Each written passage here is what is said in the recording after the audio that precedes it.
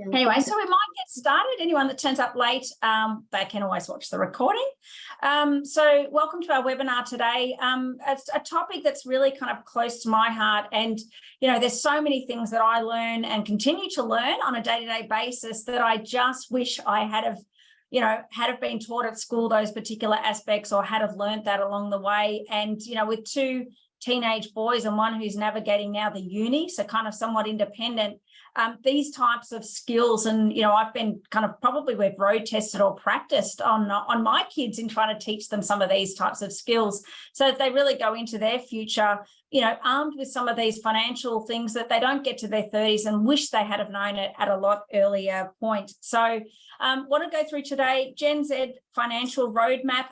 You know, hopefully this is going to give a lot of those things that you didn't learn at school, and some financial basics and how to make the most of your current position so that you're enjoying life today, but also not losing sight of, you know, tomorrow, and how can you build your wealth as well, especially with the way in which, you know, property prices are going and I guess interest rates at the moment now. So just some of the important information. So today's going to be, basically, it's not going to be personal financial advice for you. It's general financial advice. So it's not tailored to anyone's specific situation. Happy to chat to anyone if you do want some personal advice, but just some general advice. So today, I'm not going to be doing all the presenting. I know I do a lot of the presenting, but I am being pushed aside at the moment. Bianca is taking over on that. Bianca actually at our Count Financial conference, was it just a week ago? Bianca actually took out the Emerging Advisor of the Year. So she has come from a very different background as a vet surgical nurse, went, you know, working full time, and went back to uni, got her master's, and number of years experience now. So I will be actually just doing the intros, and I will come back to you towards the end of the webinar. Bianca is going to go through a lot of today's webinar, and you know, also with young kids herself, has been very passionate. I think you did your thesis in your master's subject on financial advice for Gen Z. So, you know, Bianca's very well placed to be talking about today and going through. We want to look at the agenda: superannuation, adjusting your risk profile for better returns, looking at salary sacrificing and super contributions. What does that mean when you're a Gen Z and you've got a long time till super? Till retirement to use your super? Why may you actually think about that? Credits and loans, what do you need to know, and how do you access money? Some of the grants for first home buyers, what's available, issues with buy now, pay later schemes, and investing. What do you do with investing? Some of the basics around crypto, ASX, managed funds, and insurances, things that we all wish we knew now, back when I was a Gen Z age, that we wish we knew at that point in time. So I'm going to hand you over to Bianca, who has been very passionate about financial advice for Gen Z, the Gen Z. Thanks. Thank you, Shannon, for that super introduction. So let's take a look at where Gen Z are at today. Financial advice for Gen Z can be challenging, and I know myself, having two young boys that fit into that Gen Z generation, you know, it can be a challenge to discuss that with them and to give them all the information that you want to give them so that they know what you know now, but earlier, so that they can put that in place and put themselves in a better position. So we're looking at Gen Z being born between 1997 and 2012, making Gen Z around 11 to 26 years of age. So while younger Gen Z are still studying or at their first stage in their career, others may have reached their mid-20s and are getting to grips with other stages of life, like committed relationships. They might be getting married, they might even be parents. So as many Gen Z are in education or at an earlier stage in their career, it's important to remember that their spending power has not yet peaked. So in fact, a significant portion of Gen Z currently fall into the lower income bracket, but that proportion is likely to decrease over time as they grow older and advance in their careers. So as the youngest generation in the workforce, Gen Z are earning less and are most likely to have a salary that fluctuates from month to month. That can make it more difficult to budget and build up a strong savings cushion. So that being said, 63% of this group say that they want to save up more money over the next 3 months, and this is ahead of their other generations. In fact, 73% think that banks should provide support for customers' financial wellbeing, but only 55% of Gen Z say that their bank provide this. So Gen Z are wanting their bank to support them on how to budget, advice on better spending habits, and ways to save for retirement. And even though they're a long way off retirement, many are keen to start planning so that they have that nice long stroll to the financial security of their retirement. It has been a difficult few years for everyone, and things have likely hit Gen Z harder than other generations. Many have faced disruptions to their education, while others have entered the workforce during a global pandemic. And as a result, many Gen Z are already feeling pretty burned out. And to make matters worse, 2022 was hit with the cost of living increases and talk of recession. So in global markets, they continue to swell and they're very volatile. Again, these issues impact everyone, of course, but for a generation that's so young and still at the beginning of their career, they're likely to impact Gen Z even more. So having a clear understanding of your finances and what's available to you is one of the ways that you can feel more in control and can assist in your future decision making. So how are Gen Z making their mark? So for Gen Z, their attitudes towards the world around them have taken a bit of a hit since 2021. So with a 9% drop in the number who are interested in other countries or cultures, an 8% drop in the number who would like to travel and explore the world. And this might be partly down to people becoming more inward facing due to financial and economic uncertainty, focusing more on themselves, their own situations and their immediate circle. Gen Z's fastest falling character trait on year is a -5% in being adventurous. So that could signal for a need for more stability for Gen Z at the moment. So if we have a look at the graph on the screen, the number of Gen Z that are single is decreasing, the number of Gen Z that are working full-time or part-time is increasing, the number of students are decreasing, and the number with one or more children is increasing in the Gen Z generation. So this is all indicative that Gen Z are the next generation to mould the workforce of how we live, how we invest, and how we retire. So 51% of Gen Z would like to know more about saving for retirement. 50% of Gen Z would like to know how to budget their money better. 50% would like advice on better spending habits. 36% would like advice on how to pay off debt. And 30% would like advice on taking out loans. So let's have a look at money mindset and your goals. So setting goals helps trigger new behaviours, helps guide your focus, and helps you sustain that momentum in life. It takes on average 66 days for a new behaviour to become automatic. And when you put that goal out there, you're more likely to achieve it. So you may have heard of SMART goals. So SMART goals are specific, measurable, achievable, realistic, and timely. So it's much easier to succeed when you have clearly defined objectives that are based in reality. And, you know, when you put that goal out there, I know that we do it with SMART, we have our big stretch goals and we put it out there, we talk about it with each other, and when we do that, we're more likely to achieve it. So it's important to break down your goals into short-term, medium-term, and long-term goals, so it's not too overwhelming for you. So short-term goals are something that you would like to achieve in the next year, for example. It might be buying a car or going on holidays. Medium-term goals could be something in the next between 1 to 3 years' time. So you might want to achieve education, completing a course. And long-term goals are more of those long-term, so over 3 years' time. So that might be buying a home or a large asset or an investment property. So defining these SMART parameters to your goal helps you ensure that your objectives are obtainable with a certain time frame. So this approach eliminates the generalities and guesswork. So setting the clear time frame makes it easier to track the progress and identify the missed milestones.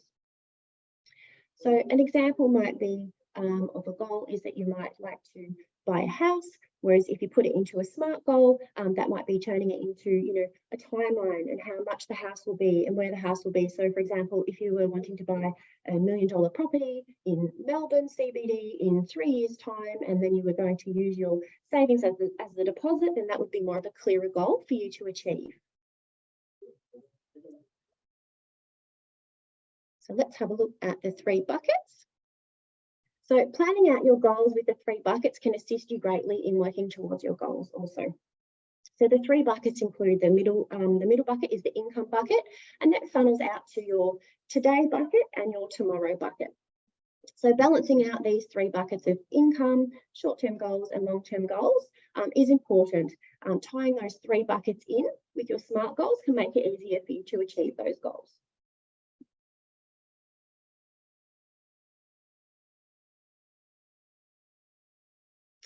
Personal budgeting is also important to achieving your goals, so that your income covers your expenses and so that you know what your surplus income is, because then this surplus income can be the funds that you set aside for your tomorrow bucket or the funds that you spend on your holidays today.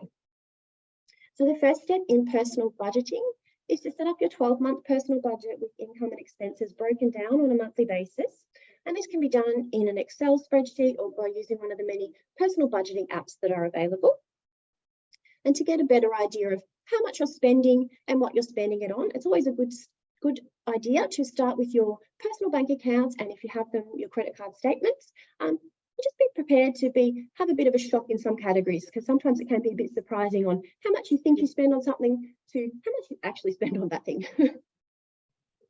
And so for Gen Z, where their personal situation and incomes are subject to change and fluctuate a lot over a short period of time, it's a good idea to reassess personal budget whenever you experience a change as well, such as a new job, a pay rise, buying a car, buying a house, moving out of home, paying rent, saving for travel or work trips. And just to keep in mind, this is your personal budget, and it needs to reflect your overarching goals, so your personal goals. And if you are wanting some more budgeting details, you can, of course, check out our website. We do have an amazing webinar on budgeting available on our website.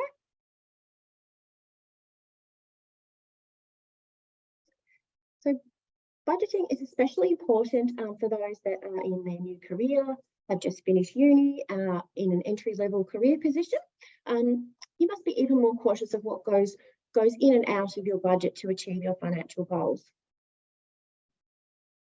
So it's a good idea to plan for your fixed and variable expenses. And some budgeting tips for you. So budget for the essentials first. So most of the time you have fixed expenses, and the most important ones may be, you know, the roof over your head, the food, the bills, petrol, insurance. You may have childcare expenses. So it makes sense that you're dividing up your income each month and making sure that those expenses, those essential expenses, are budgeted for first before you do your discretionary spending. And then also it's a good idea to track your spending. So keeping track of your variable spending can help you see how certain expense categories in your budget trend over time. So making it easier to decide on how your money should be allocated to those areas. It's also important to have that baseline for your budget. So, you know, knowing the bare minimum that you're able to spend each month to get by on those things that you need to spend money on the needs versus the wants, so that you know what you have in your income bucket going out to your today bucket and your tomorrow bucket. So how to make your superannuation work for you and what you can do to increase your super. So this is a bit of a hot topic. Often we come across young clients that may not know their logins for their superannuation, may not know the balances or the fees. So it's really important that you get an understanding of the baseline of your superannuation, because that knowledge can then help you to make your money work harder for you, because your superannuation is your money and it is your asset. It's your retirement asset.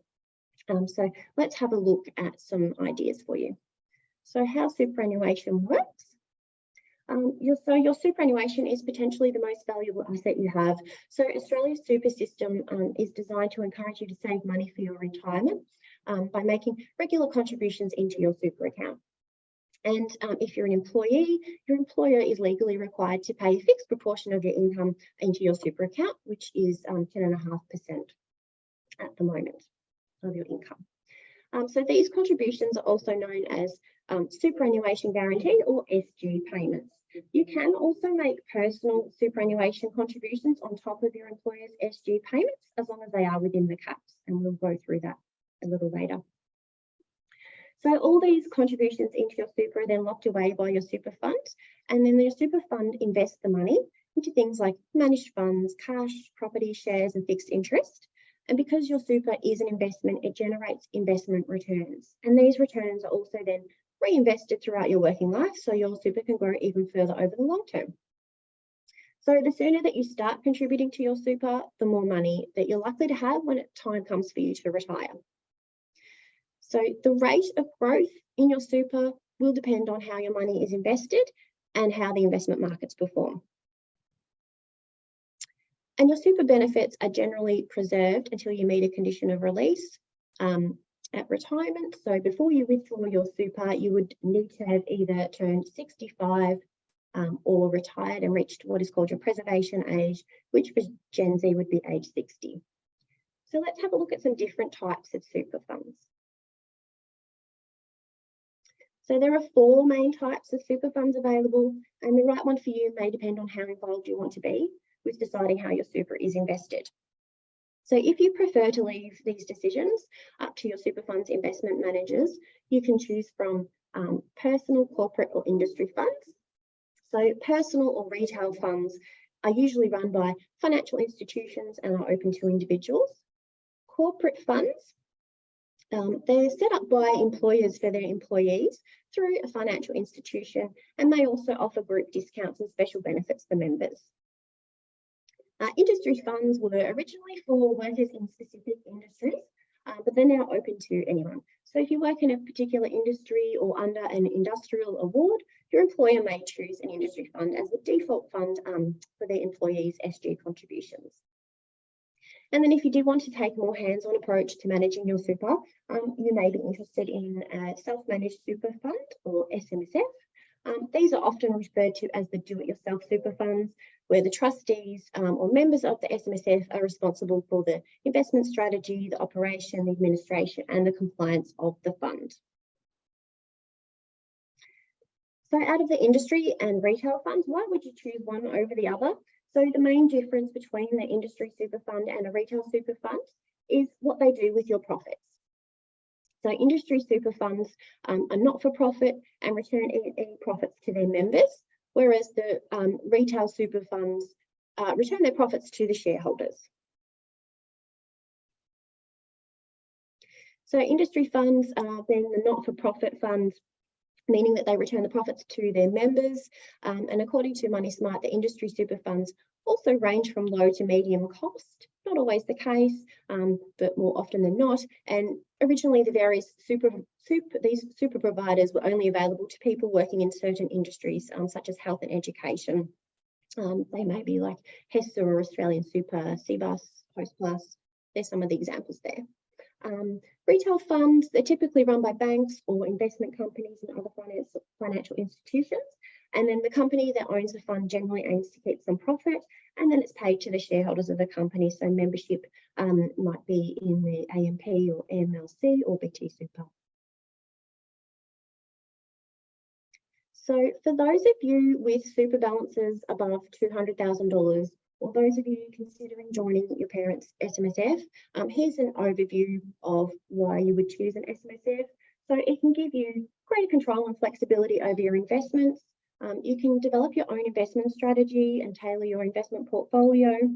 It can offer greater choice around estate planning options, and you may be able to borrow to invest, although there are strict conditions that apply, and you may also be able to buy real property in an SMSF. You also do need to keep in mind that managing your own super in SMSF comes with significant compliance obligations. So as you would be an SMSF trustee, you would need to make sure that you meet these compliance obligations, as there are heavy penalties for non-compliance. And the administrative responsibilities of your SMSF can be quite time-consuming and costly. and you need to be quite a savvy investor to manage your investments effectively in the SMSF. But if this is something that you are interested in, we can always guide you through the process. And we also have a great webinar on SMSFs on our website, which is an SMSF right for me.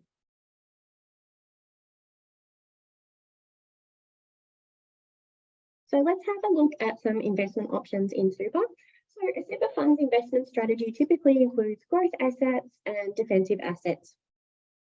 So growth assets are designed to increase the value of the amount you invest by earning the higher returns over long term. However, they also carry a high level of risk, and particularly in the short term. So growth assets include Australian shares, international shares, and property securities, which are shares in property investments that are listed on share markets. Defensive investments, on the other hand, are designed to provide you with regular, stable income, carrying a lower risk. So this means they have less potential for high returns. Defensive assets include fixed interest, such as government or corporate bonds, and cash, such as money in the bank. You can tailor your super investment portfolio by choosing an asset mix that matches your investment goal, time frame, and appetite for risk. So, for example, when you're young and you have plenty of time to grow your super, you might choose a higher percentage of growth investments that have the potential to produce higher returns over the long term. So these types of investments can also be more volatile because of the market movements, but having a long-term horizon can help you ride out volatility. And then as you approach retirement, you then may want to switch to a more defensive investment portfolio that offers lower but more stable returns to keep your capital secure for retirement. You can contribute to your super through super contributions and salary sacrifice. So we will have a look at the types of super contributions.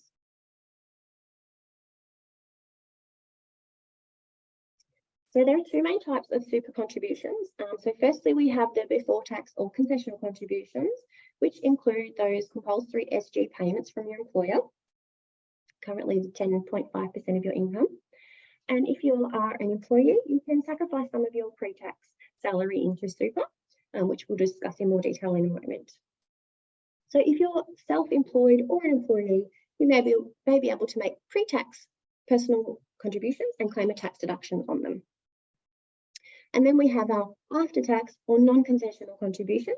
And these include contributions that an employer makes on behalf of employees from their after-tax salary.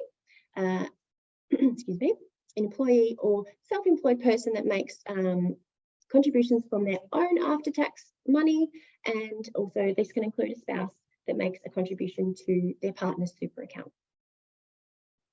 We also need to keep in mind that there are caps to the contributions. So in the current financial year, and these can change as well from financial year to financial year. So in the current financial year that we're in, the concessional contributions cap is $27,500, and the non-concessional contributions cap is $110,000. Let's have a look at salary sacrificing.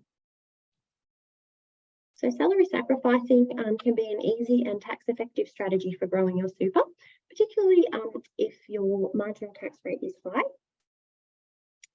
So you make an arrangement with your employer, authorising them to set an amount of your paycheck before your income tax is deducted, and your employer then deposits this amount directly into your super account, along with their compulsory SG payments. And the benefit of this arrangement is that you don't have to pay income tax on any amounts that you salary sacrifice. So instead, these amounts are taxed at a maximum of 15% when they go into your super account. Now let's take a look at some after-tax contributions.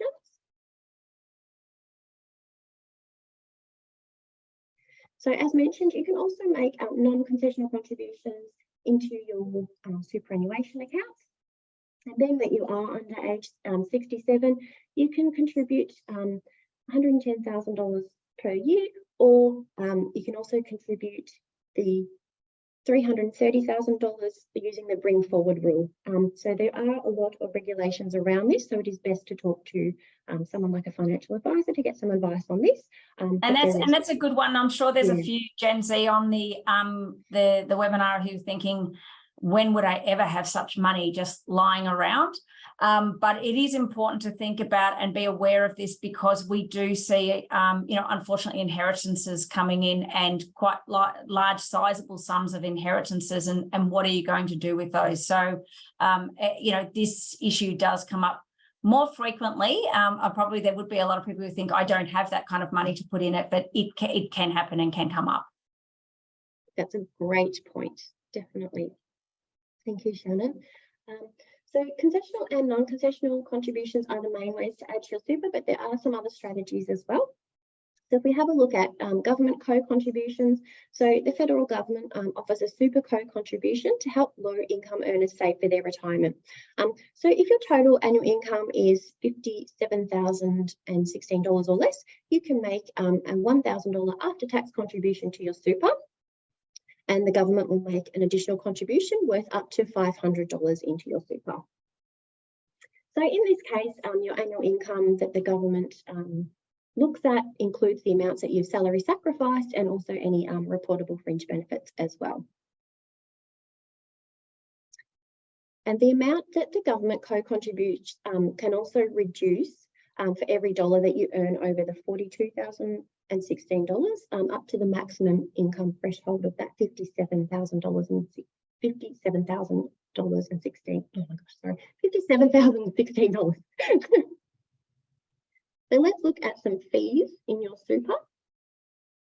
So you may not be aware of all the fees that are in your super, so there could be a few in there. So administration fees, so they're charged by your super funds to cover the general cost of managing your super account. And this can cover expenses like the super fund's call centre service and the cost of issuing annual statements. Admin fees can be charged as a fixed fee or as a percentage of your account balance, or as a combination of both. Investment management fee, so this fee covers the cost of managing your investments, and this may cover fees to investment managers, amounts paid to external parties such as brokers and government authorities. That's usually charged as a percentage of your super balance and can vary based on your choice of investment option. There may also be a performance fee. So some super funds will charge a separate performance fee once certain targets have been exceeded. Generally, these fees are calculated as a percentage of the investment returns that exceed an agreed level of return in your super. Advice fee. Most super funds offer general advice for free. One-off fee may be charged for personal advice, or there may be ongoing advice fees in there provided by your super fund if you do have an advisor. Investment switching fee. So some super funds charge a fee for switching your investment option. So example, if you were to switch your balanced investment option to a high growth one in your super, then you might be charged a fee for this switching. There may be buy-sell fees. So when you make contributions, withdrawals, or switch your investment options, you're buying or selling investment units. So a buy-sell spread fee covers the difference between the buying and selling price that are charged by some super funds. And the amount of these types of fees will vary depending on the super fund and product. So you need to have a look at your statement or your or your super fund's website or product disclosure statement.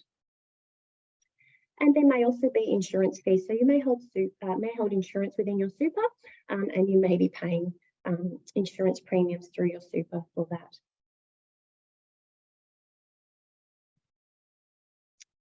So Australians are losing a whopping $6.5 billion per year in avoidable and unnecessary costs when it comes to choosing a super fund. So some of your money, some of you may have one or more super funds. So if you want to, you can search for and consolidate your super to save on your fees. And you can do that through your MyGov app. So the Productivity Commission report into superannuation found that a worker with 2 superannuation accounts across their working life will be $51,000 worse off at retirement than a worker with just one account. So how do you choose a super fund? So you go back to your goals. What's important to you? What types of investments align with your risk profile and values?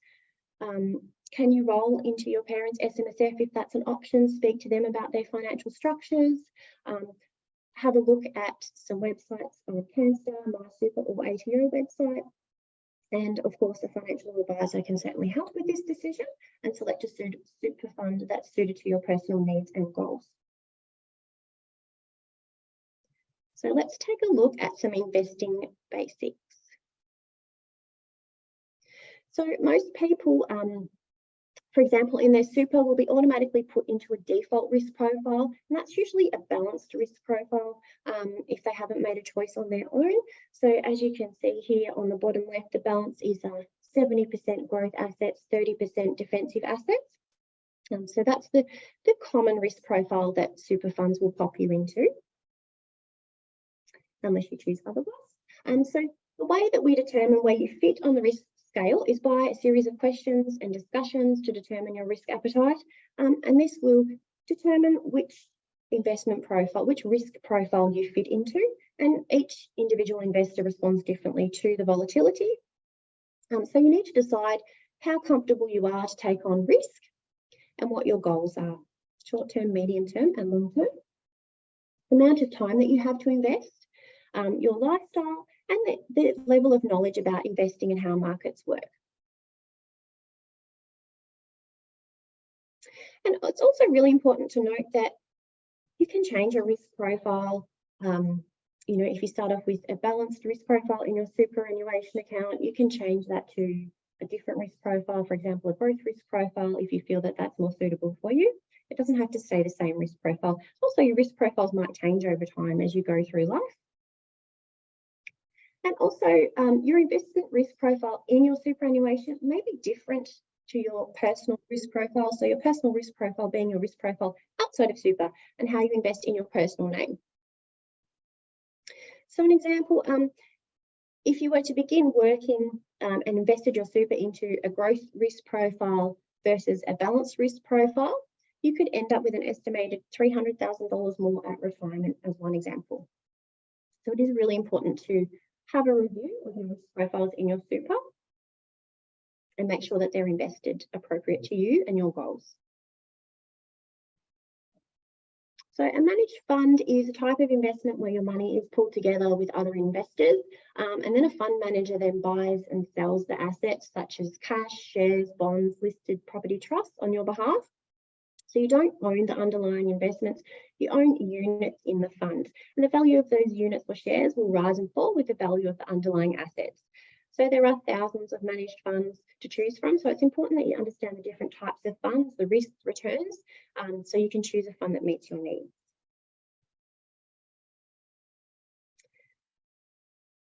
So crypto assets, meaning digital assets, including cryptocurrencies, coins or tokens. So they digitally represent your ownership of a value or rights to something.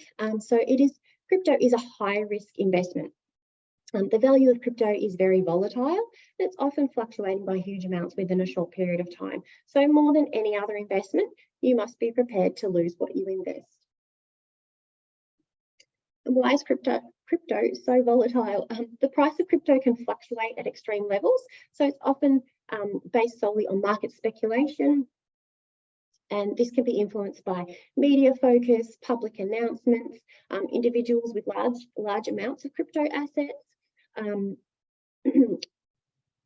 So once you invest, there are no regulatory restrictions on how your funds are used with crypto as well. Buying shares can build your wealth over time. Like other investment options, there is risk involved, so you need to choose carefully and find out how to research companies, buy and sell shares, or speak to a broker or financial advisor. You need to know how to diversify and keep track of your portfolio. So if you are new to shares, visit the ASX Education Centre for some more information. And also speak to a professional if you need to.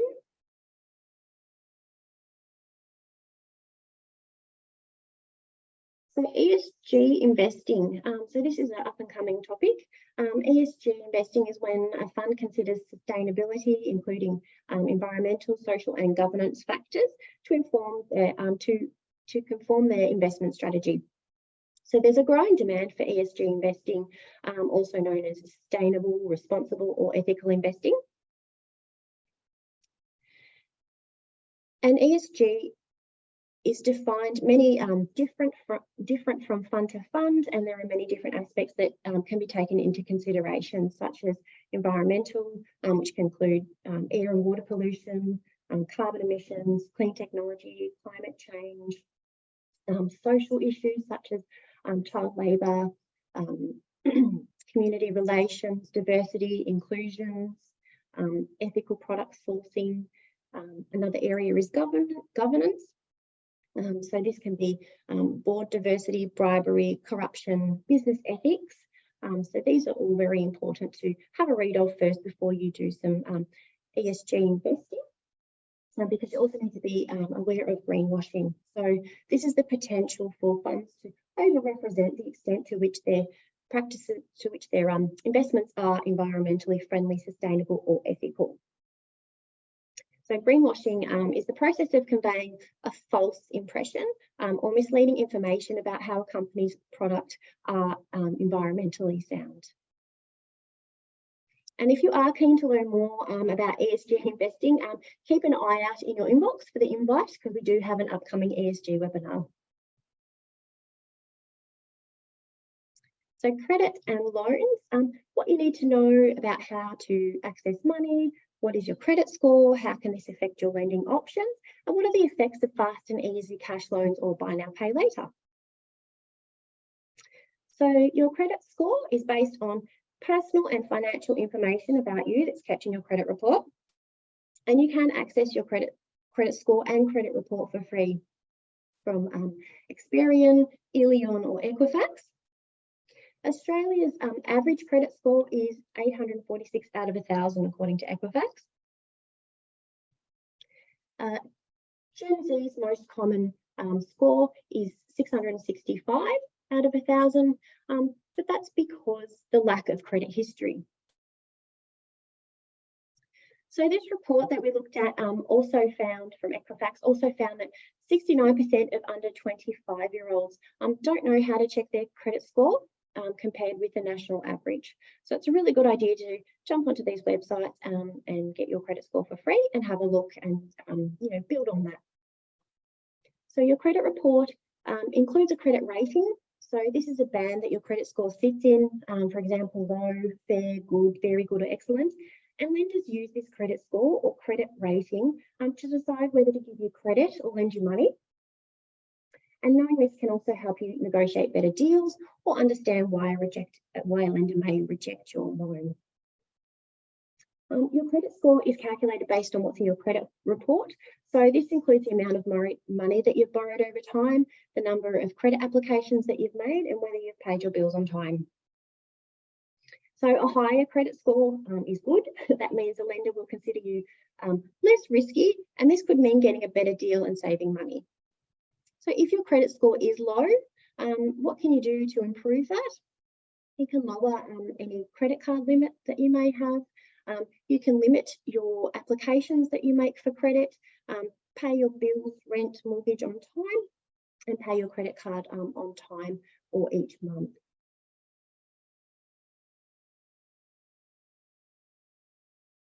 So spending money that you don't have has become easier than ever before. And then the problem with this, with fast and easy cash loans or the buy now, pay later, it can impact your ability to get a bigger loan, such as a home loan or a car loan. They also have a negative effect on your credit score, which can then in turn have a negative impact on your ability to lend funds to purchase another asset, such as a car or a home. So generally speaking, it's better to pay off your purchases in full and not have that loan hanging over your head. So before you're using that buy now, pay later or fast and easy cash loan, ask yourself, do I need this product right now, or can I put it off and wait, save up, and then buy outright? So credit cards, if you do decide upon getting a credit card, ensure that you research one that suits you and your needs. So thinking about how that you would use your credit card will help you compare the options and get the best card for you. So work out how much you can pay off the credit card each month. And knowing this will help you choose the best value credit card. So some credit cards come with complimentary extras like travel insurance for overseas trips. If you can pay the full balance each month, then choose a credit card that has a good rewards point so you can earn rewards to spend in the rewards store or on travel. Consider a credit card with more interest-free days, giving you more time. And then if you can't pay the full balance each month, look for a no-frills card with a low annual fee and low interest rate or no interest rate. So let's have a look at some grants for first home buyers, what's available. So there is the First Home Super Saver Scheme. So this allows people to save money for their first home inside their super fund. So from the 1st of July 2017, you can make voluntary concessional, which is before tax, and voluntary non-concessional after tax contributions into your super funds to save for your first home. And then from the 1st of July 2018, you can then apply to release your voluntary contributions along with the associated earnings from these to help you purchase your first home. You must meet the eligibility requirements to apply to release these amounts, but it is an excellent way to park your savings and ensure you don't crack into them until you want to purchase a home. So you can use this scheme if you are a first home buyer and that you occupy the premises you buy or intend to occupy it as soon as practical. You intend to occupy the property for at least 6 months within the first 12 months of you owning it. And you can apply to have a maximum of $15,000 of your voluntary contributions from any one financial year included in your eligible contributions to be released under this First Home Super Saver Scheme, up to a total of $50,000 of contributions. And you will also receive the earnings that these voluntary contributions make as well and can apply to release them. It is important to note that the superannuation guarantee contributions made by your employer cannot be released under the First Home Super Saver Scheme. So having a look at the First Homeowners Grant, so you could receive $10,000 with the First Homeowners Grant if you're buying or building a new home valued up to $750,000. You may be eligible. So to be eligible, your home must not have previously been sold or occupied. And the grant, that $10,000 grant, is currently available for contracts signed on or after the 1st of July 2021, where the amount paid or the amount for building works in a comprehensive building contract is $750,000 or less. And you can only benefit from this grant once.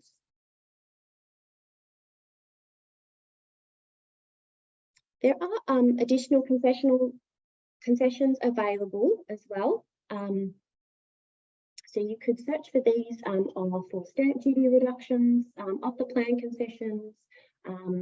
There's also pensioner concessions, young farmer concessions, and principal place of residence concession.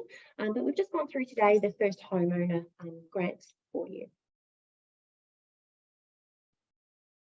So choosing to live in or rent out your property can depend on your goals. So think about the pros and cons and what's the purpose of your investment and how does it align with your goals. So there'll be many pros and cons with that. So write them all down, have a discussion with your family or with an advisor to determine whether you would like to live in that home that you've purchased or to rent it out. And if you have a home loan, it's also important to review your loan structures to make sure that you're getting the best benefits. So an offset account is one of the most useful features a home loan can have. So it works like a savings account. So it's like an everyday account. So the money sitting in your offset account means that you pay lower fees on your home loan because that will offset your home loan amount. So it helps reduce your interest costs So if you have money in your offset account, the less you have to pay on your mortgage. So the funds are accounted daily against your loan balance. It's like having a savings account working for you. It can also allow you to pay off your home loan sooner. So given that savings that you get from having an offset, you'll be able to possibly pay off your home loan sooner.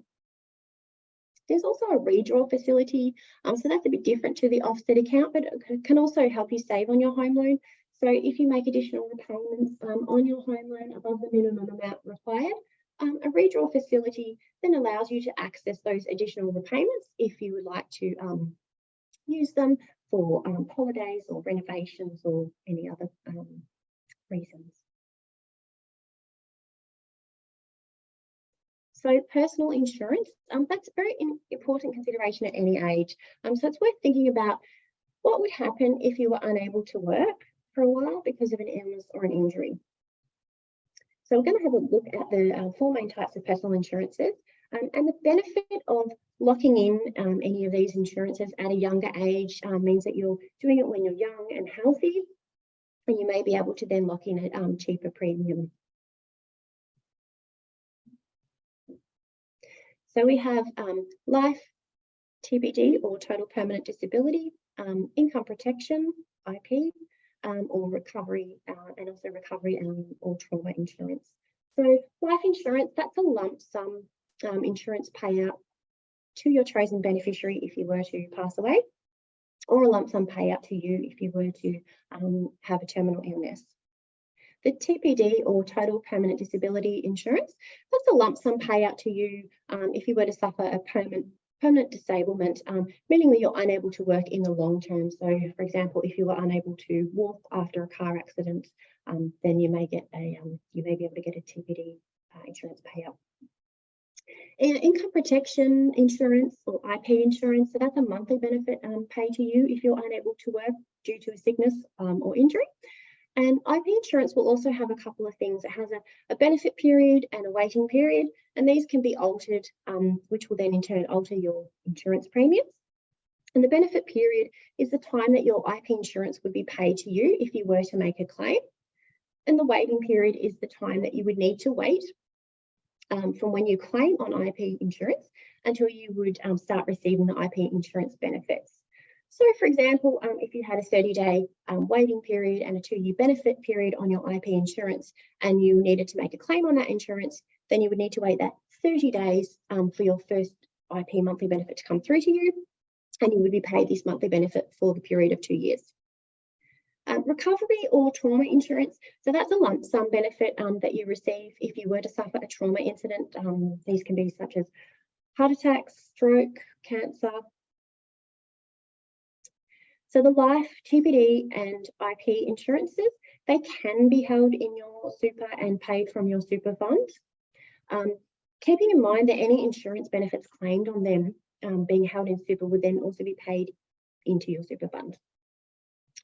Trauma insurance cannot be held in super, so that needs to be held in your personal name. So with the income protection insurance, it's good to be aware that in some circumstances, it may be better to hold that insurance in your personal name outside of super.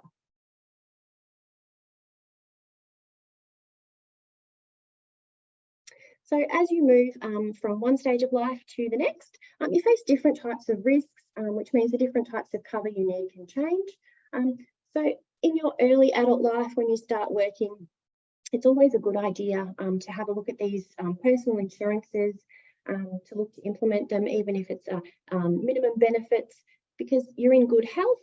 You do go through underwriting to put that insurance in place. So it can be a good time to implement these, and you may also be able to get them at lower premiums. So I'd now like to hand over to Shannon for some Gen Z life hacks.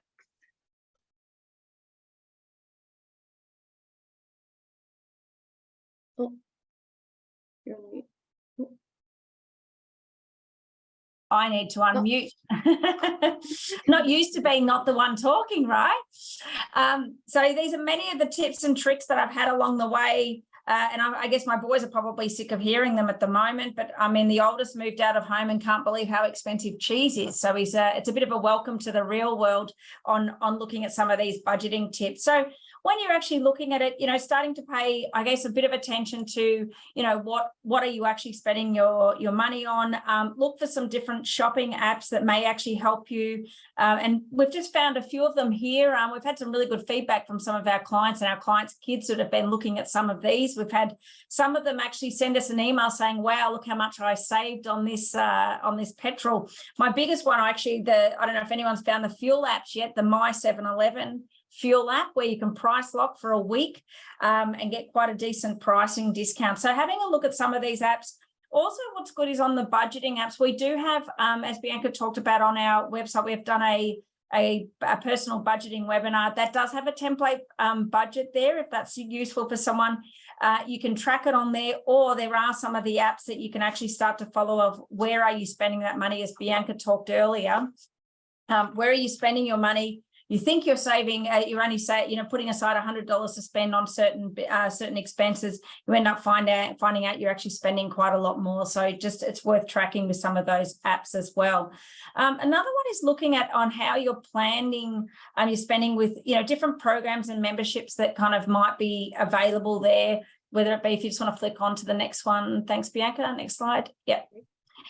Just looking at, it could be your Woolworths Everyday Rewards, your Flybuys, some of those rewards. What's important to remember is don't go chasing after those awards per se. Don't spend money to get the benefit of those awards, because they're very expensive if you're going about it like that. I always look at it as, if I'm going to be spending the money anyway, I may as well get rewarded in doing so as well. But trying to plan around on some of those activities so that you can really save some money on those, especially for those that have moved out of home and have got your different utility providers and things like that. And then the other big one, when you're a Gen Z, and I know at that age we all like to do it as well, is travel. And some money saving tips for the travel side of things. Whether if you can, looking for avoiding peak times. Maybe look at inexpensive options. Look at some of the different websites. Maybe it is your Airbnb as well. But trying to kind of you have a bit more flexibility when you're younger. Try and do maybe some of those last minute potentially as well. And to try and save on those, because some of those expenses, and I see it with some of our younger ones at Smart, implementing some of these strategies to enable them to go onto these kind of holidays. So that you're really focusing and spending the money on what you want to, rather than wasting it on some of these. And it does, many of you will find it always seems to be around your friends, the same person's going on a lot of holidays. They're probably just really good at budgeting and not spending, spending money on some of these other items. I know a lot of the team, and maybe because they're all accountants, studying, eating their lunch in the office, not going out for lunch on those, and saving, that going out, I guess, for other times outside of, work hours. So it really can help on that. And every little bit does matter, especially when you've got your income levels are lower, and getting into that really good pattern of how you're actually putting aside and saving money as well. We do have, like today's recording, will actually be put up on our YouTube channel. We also have, or did I jump through from the questions? Sorry, I should have asked if anyone had any questions. I'll ask if anyone does have any questions. I've flipped my page over, but if anyone does have any questions they'd like to put through, have we got any questions? Have you seen any questions? I can't see any questions that have popped up there. No. No, maybe it's a lot to take in. If you do have any questions after, after you've gone through this, or maybe you're watching this for your kids and, you're going to put it on Friday night Netflix for them, do feel free to come back to us if you do have any questions, or even any other budget tips that you might have. I think this is the first time that I've seen so many clients come to us that we might be, helping them from a financial advice perspective on an ongoing basis, and really now wanting to actually go through their personal budget. So if you do have anything, please do feel free to reach out. Now, as I was saying on our jump forward onto the YouTube, but our like and subscribe, but we do have a lot of webinars there. You've probably seen everything on Netflix. So, you know, this is another opportunity for you. But if you do have particular topics, especially on the investing, you know, if you what's a managed fund, why would you invest in the stock market? So we do have a lot of those different topics as well. Thanks very much for joining us today. If you do have any other questions, if you have any ideas for future webinars, we're always open to those suggestions and adapting our webinar schedule to what our clients are actually looking for. So thanks very much, Bianca, for that, and thanks very much, everyone, for coming along today. Thanks, Shannon. Thank you, everyone.